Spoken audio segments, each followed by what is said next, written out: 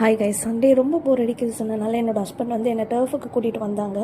அங்கே வந்து every Sunday வந்து அனிமல் ஃப்ளூ அண்ட் கெலஸ்தனிக்ஸ் கிளாஸ் வந்து போகிறாங்க. ஸோ என்னையும் கூட்டிகிட்டு வந்தாங்க.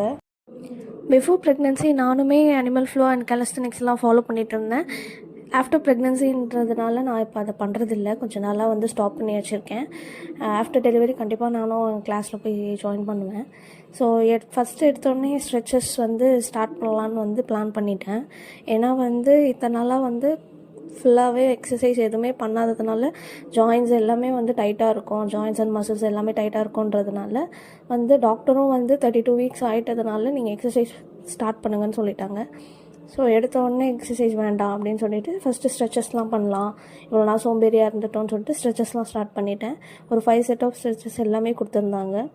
எல்லா ஸ்ட்ரெச்சஸுமே பண்ணேன். மாஸ்டரோட கைடன்ஸில் அண்ட் வந்து என்னோடய ஹஸ்பண்டோட கைடன்ஸில் நான் எல்லா ஸ்ட்ரெச்சஸுமே பண்ணி முடிச்சுட்டு அப்புறம் கொஞ்சம் நேரம் என் ஹஸ்பண்டோட கேலிஸ்தெனிக்ஸ் கிளாஸை வேடிக்கை பார்த்துட்டு கிளம்பலான்னு சொல்லி பிளான் போட்டாச்சு. கிளம்பலான்னு சொல்லி இந்த பக்கம் பார்த்தா ஒரு ஸ்விம்மிங் பூலு. சரி ஓகே, ஸ்விம்மிங்கை போட்டுட்டு கிளம்பிடலாம் அப்படின்னு சொல்லிட்டு நேராக குட்டுன்னு வேகமாக போய் தண்ணியில் குதிச்சிட்டேன். தண்ணியில் குதித்த உடனே பாடி வெயிட்டே தெரியாதுன்னு சொல்லுவாங்க தண்ணியில். ரியல்லி அன்றைக்கி தான் ஃபீல் பண்ணேன். சுத்தமாக body weight and belly weight தெரியவே இல்லை தண்ணியில். சரி கொஞ்சம் நேரம் என் ஹஸ்பண்டோட ஸ்விம்மிங்கை போட்டுட்டு அப்புறம் ஜாலியாக கொஞ்ச நேரம் விளையாண்டுட்டு கிளம்பிட்டோம் கைஸ். அவ்வளோதான். டட்டா பாய்.